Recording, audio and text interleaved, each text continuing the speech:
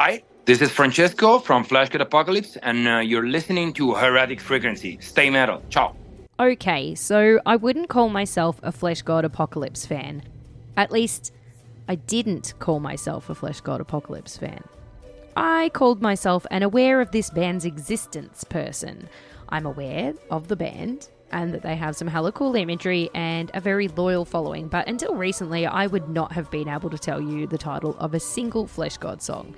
But for whatever reason, recently they are a band that has been crossing my radar, and I suppose it could come down to the simple fact that I've noticed the stirring from a release cycle because they do have a new album on the way, but I feel like they crept in just before that. Either way, it was enough to pique my interest when the interview opportunity arose. And so I delved into some Fleshgod Apocalypse research, and let me tell you, this band's 17-year career is chock full of history, and I couldn't even begin to scrape the surface in this cold open. But what I do hope is that for you, this interview creates some curiosity for the band, the same way that it grasped me, and after this, you become a fan too. So, Fleshgod are about to release their 6th studio album, Opera, and it's an autobiographical piece chronicling founding member Francesco Paoli's near-fatal rock climbing accident. So, you know that it's going to be chocked to the brim with emotion and soul. I'm Ez, and you are listening to Heretic Frequency. Please get yourself comfy and enjoy my inspiring conversation with the amazing Francesco Paoli of Fleshgod Apocalypse.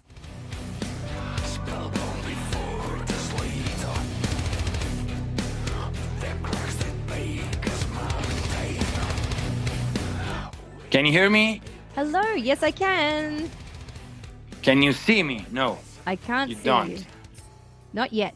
Can I'm in the middle of a photo shooting. Yeah. So I'm all dressed up. It's weird, I know, but it is what it is.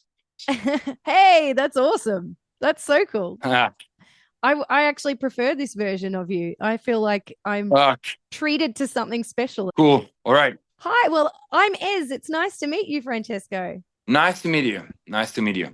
Thank you so much for your time tonight. Well, tonight for me, today for you. But it's Obviously, it's morning. It's morning here. yeah. It looks like you've been dug up from the grave or something right now. Yeah, more or less. I've been dug up from a photo shooting, which is more or less like a grave. It's so there's so much effort and work behind those things that it's incredible.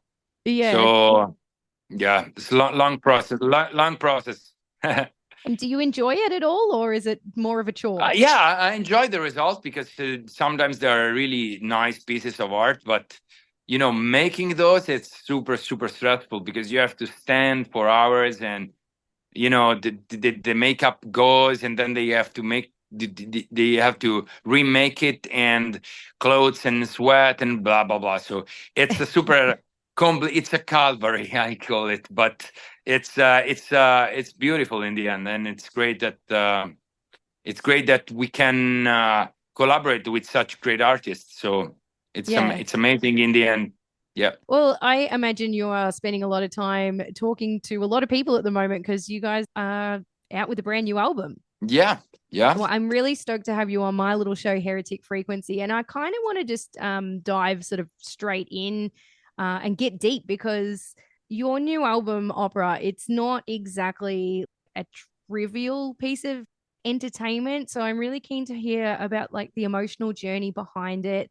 For any listeners that aren't in the know, you had a pretty severe like rock climbing accident back in 2021. Yeah. And we were already in the midst of a pandemic at that point, and that was causing, massive challenges for musicians. And then this happened to you. So I understand Opera is inspired by what you went through and subsequently how you recovered from that accident. Exactly. Yes. It's the first autobiographic album we've done. It's also for probably the first time at least I talk about my private life, my direct experience in life, and so far it's been like a super challenging journey.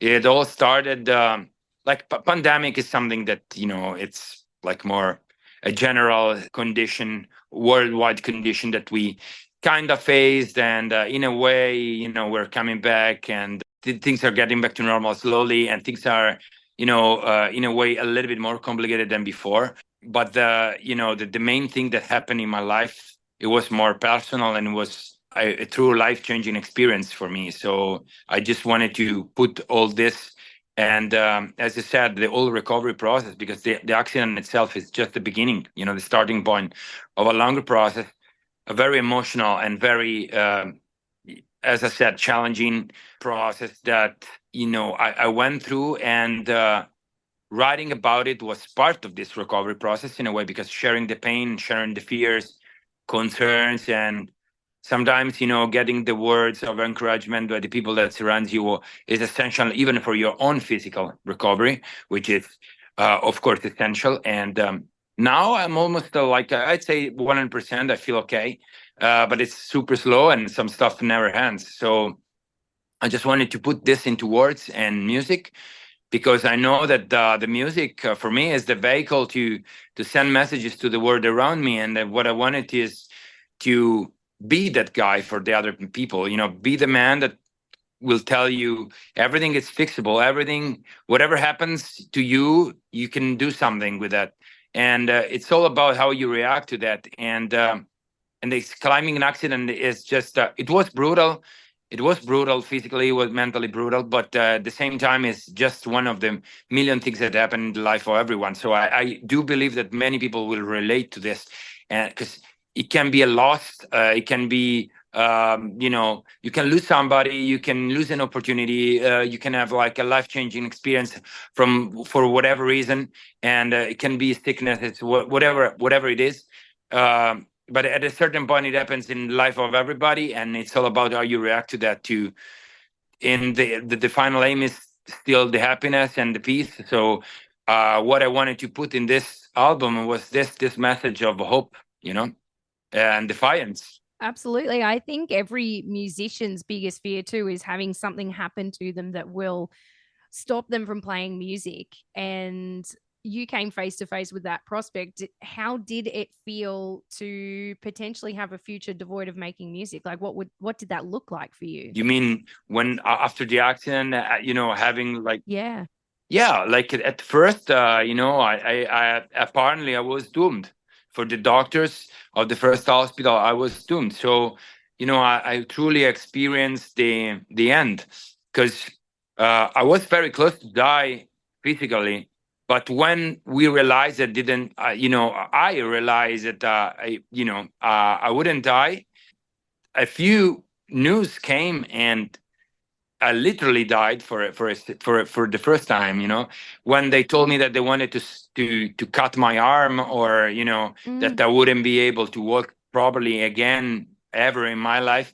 Imagine, for a musician touring all the time, and super busy. You see me now. It's like, all my life was this. And yes, mountaineering, the adventure life is still part of my life, and always been, but it's just a side of my existence. The main thing, I was losing my main thing, and luckily I found a way, to be fixed by others, because other doctors had different opinion. So I could, actually recover well physically. Only my left hand is a little bit fucked up, but the rest of my body, and if you consider how many injuries and broken bones and fractures and scratches and cuts and everything that I had, wounds everywhere.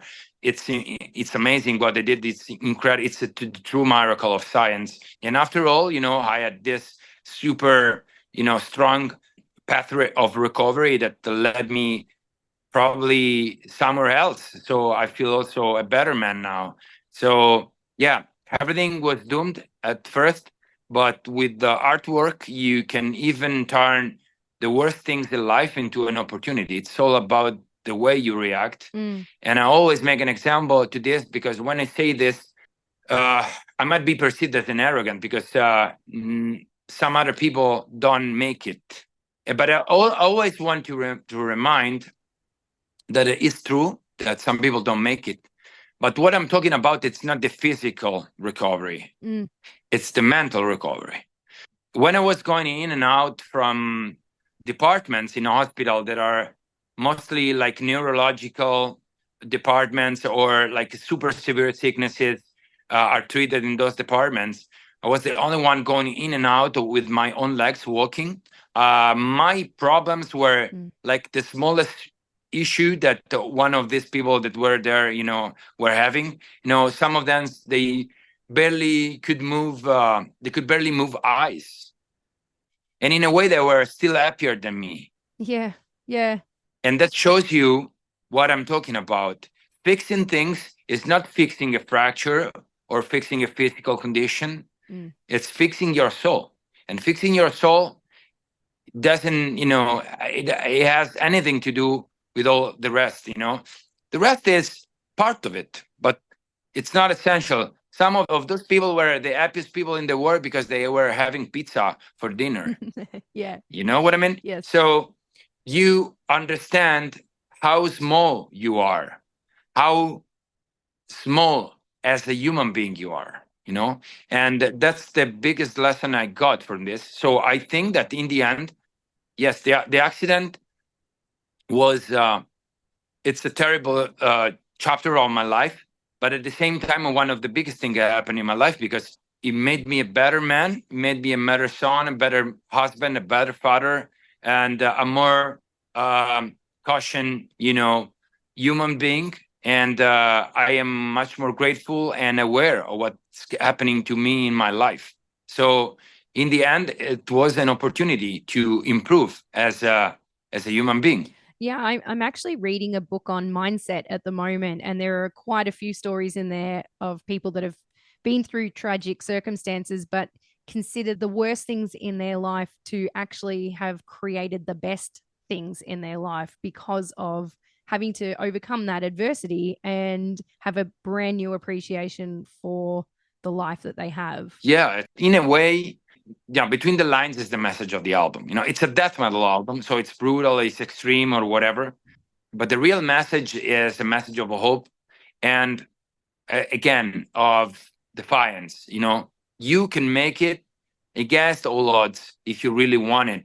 You have to share it because sharing is so important, because others are essential for a full recovery, because you have to share the pain and you need help, a guide, the right word at the right moment. All these it's much needed, but you can make it. Yeah, I think the highest purpose for humans is to connect and create. That's my personal opinion, and so I think that this album really projects that message. For sure. That's great to hear. What do you think it is about music that is so profoundly healing? Because I know, like, humans have a lot of ways of getting through things, but to me, I just feel like music is very powerful for people.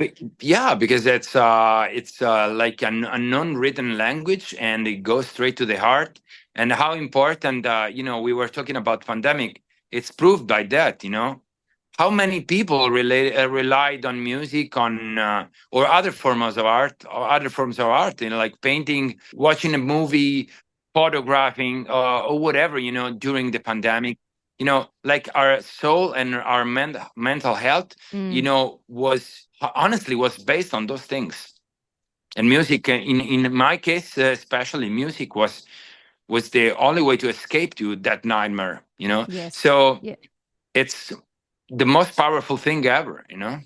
I agree. I imagine that going through such an event would have been quite isolating at times too, because you can't engage with the world the way you used to when you weren't injured. And it would have been, I guess, difficult for people to really know exactly what you were going through as well. Like your friends and family can be around and support you, but what you're feeling and what I didn't at first I didn't want to share too much, but then I realized that sharing was important, so I already started sharing during my healing process. But I didn't want to go super detailed. Some other people do, because first of all, I'm not too much a social media guy. Yeah. Second thing is because I think this is a serious thing and it's not just a content thing. So if I have to say something, I really have to say something. If I want to communicate something important, it has to be important. So I just wanted to show that step by step things were going back to normal, but I never faked it. I never wanted to tell people that it was worse than what it was, and or better than what it was. It was a super honest process, and this authenticity, I think in the end paid off because people stayed connected to me and helped me. And the more I was going on, the more it was the time was passing, and I went, out again, playing shows and such, even if it was super hard at the very beginning. I got the best support ever. So this means that how I handle the whole communication of this thing was good, and was in a way honest and cool for the people around me. I Mm. mean, not just the close friends, but everyone that knows me.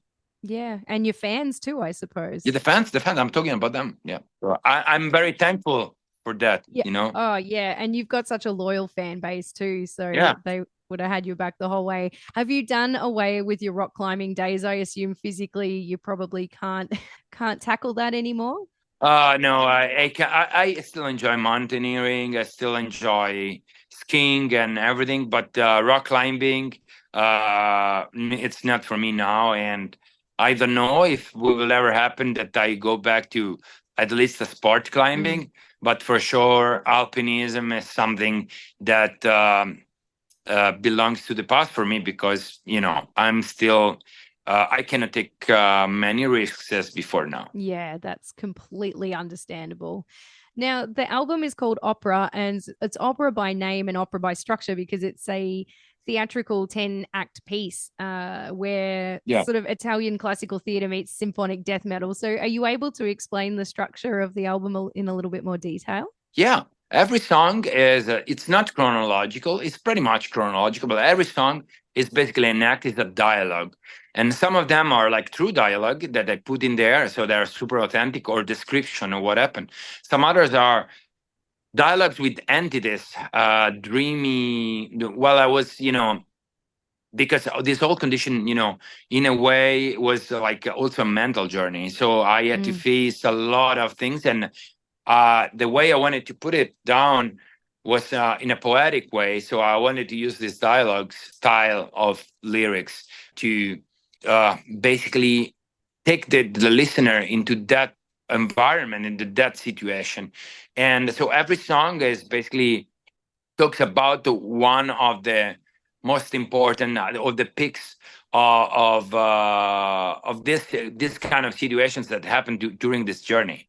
So yeah, I Can Never Die is like every song is a different meaning, and some of them are like basically describing what happened in practice, and or a situation. So they are like like a theatrical act. So when you listen to the whole album in its entirety, everything makes more sense than each single song. Even if the standalone song sometimes can, like a song like I Can Never Die is more like the message is super wide, and the concept is super wide. So yeah, of course it's more a standalone song, but songs like Blood Clock or Pendulum are a little bit out of the concept of the context, so you take them out from the album. So the album is meant to be listened to in its entirety. It's not a long album. It's like 40, 45 minutes. I know that now it's more, people are more like fast food listeners, but I don't give a shit. We have to give something that has quality and not just quantity. So if that, I expect the true fans of Fleshgod or whoever has interested in a musical journey that can be also inspiring for their own, mind and soul, would take this 45 minutes and invest this 45 minutes in something like this. In the end, I invested 3 years of my life into this. So I guess it's worth it. It's a worth exchange. Yeah, I love that. I hope that albums like this will start to, push people's focus back towards listening to entire albums. And I think, why can't people? Because I mean, the same people will sit down and binge watch an entire Netflix season for a whole weekend, just one episode after the other. So you can't tell me people aren't capable of it. Yeah, they are just getting used to this. As I said, fast food music. Yeah, but no, not yeah, fast food music, but also fast food formats. You need to be to stay within 15 seconds for this, within 1 minute for that. It's even hard to explain. In the Yeah. end, my life is in the album. Yes. Yeah. I almost lost it. I almost lost. I provoked one of the most terrible and strongest pain to the people surrounds me. So I did all this needs respect. I cannot put this in 15 seconds. Yeah, of It's course. their life. It's their life. So it's I'm gonna say, yeah, this album is about this and that. I fell and now I'm happy. And it's is it 40 seconds? Okay, word record. It's like it's not like that. Yeah, It's not like that. My mother cried for a year. yeah. I cannot put my mother cries for a year in one fucking second. No, no, not at all. Yeah. What role did the other So, members of Flesh God play in both your recovery and the formation of the album? Like, how did they support you through telling your story? Particularly Veronica, who obviously plays a big role in storytelling as your co-vocalist. yeah, that they are like brothers, and that they've been here from the very beginning. Me and Francesco Farina, the piano player, we are the main songwriter, and I was still bedridden, and he basically rebuilt the studio in my bedroom, and so we could go on and write, and so. And he wrote what I was singing because I could hold the guitar at the moment. So basically, I couldn't do anything without them. So yeah, I'm very thankful, very lucky. Yeah. So they didn't care that you were bedridden. They were just like, you're making music still. No, no, no, no. No, no, they were doing things for me. They were helping in all the ways possible. So Yeah, that's amazing.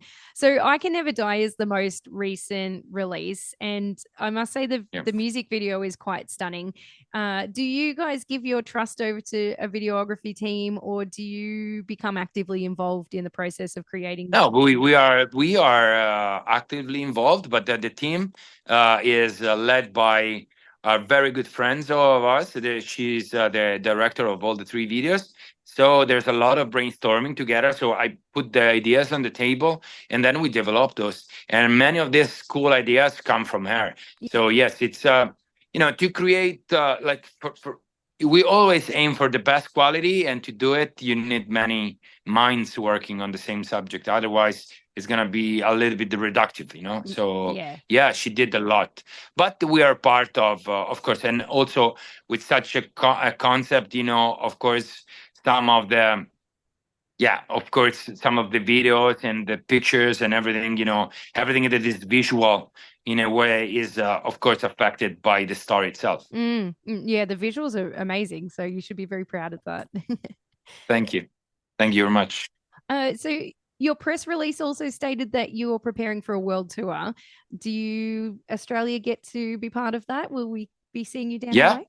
But yeah, we didn't book the shows yet for Australia, but we're gonna have like a plan pretty soon. I don't know if we're gonna be back in 2024 because we just been as last part of the Veleno tour that has been pushed because of the COVID. But maybe we're gonna be back in early 2026, something like that. So it sounds like that. So end of 2025, early 2026 should be the time frame you're going to see us in Australia. Yeah. And we can't wait to come back because Australia is always amazing. Yeah. And you have kangaroos, which is great. We sure do. I've got some just down the road. I just had to slow down on my way home from work tonight so I didn't hit some. Yeah. They're everywhere. I mean, that feels like it's a long time to wait, but then again, this year's gone really quickly. So surely 2026 won't Yeah. take. Not that I want to wish And the also, time there are away. many bands that want to come to Australia. So it's also, I would say, physiological that promoters have to, give more time in between the tour. There's a backlog. Yeah. There's a lot of bands coming. So Absolutely. So my show, Heretic Frequency, has a big focus on shining a spotlight on independent bands and up and coming, lesser known bands. So I thought it would be cool if you've got your eyes on any bands that fall into that category that I could play on my show, because I'm always keen to hear new music, and I'd love to play one of your recommendations. Well, yeah, I can mention a few bands that are coming. That some of them are like more. They have their own career already. Some others are just are up and coming. But now at the moment we're shooting videos for promoting the North America tour. And just if I mention those bands, they are super cool bands that we're playing with Shadow Intent. They are co-headlining, and Francesco, the piano player, does the orchestrations for them. And then there's Ingest, the super brutal from UK. And then there's a Zenith Passage, who are like super melodic and progressive, technical death metal band from Los Angeles. Yeah. And Disembodied Tyrant is the up and coming thing, in the deathcore symphonic. So awesome. These are just four bands, and I still put Fleshgod into this because we are always aiming to expand our own audience. So yeah, thank you very much for what you're doing, promoting new music and independent music. Oh, it's a joy, honestly. I love it. I think there's a lot of amazing talent out there that doesn't get the spotlight it deserves. So, and you say that you guys are still looking for new fans always as well, which I can understand. But I saw on your socials that you guys have just amassed 1 million streams on the first 2. There you go. Well, when I last looked in the meantime, so it's going great guns. Yeah, it's amazing for an album that hasn't come out. Is amazing. I think we are something like in between 1.5 million and 2 now, and what can I say? It's amazing. Absolutely. Yeah. Well, it's probably about time I need to wrap it up, and you probably have to go back to your photo shoot, get your makeup touched up again, and maybe to the next interview. But I will check the schedule. But it's been a pleasure. Thank you. Yeah, absolutely. Thank you so much for sharing your story, and I love the strong focus that opera has on turning pain into art. I think, like I said to you before, it's my personal opinion that the meaning of human existence is to create. So while you have endured a very harrowing experience, the album that has been created in the wake of that is something I think you should be very proud of. Thank you very much. It's great to hear. I appreciate it. Opera, the new album by Fleshgod Apocalypse, will be available worldwide as of August 23rd. Thank you for spending your time with me for another episode of Heretic Frequency. If you don't follow the channel already, make sure you do. It's the best way to hear about new episodes when they come out. And be sure to tune into my weekly radio show on Phoenix FM Bendigo every Tuesday night from 8 p.m. Australian Eastern Standard Time. It can be streamed live from anywhere in the world by visiting phoenixfm.org.au. And you can bet your ass that your ears will not get exposed to music of this quality anywhere else on a Tuesday night. Until next time, stay metal, homies.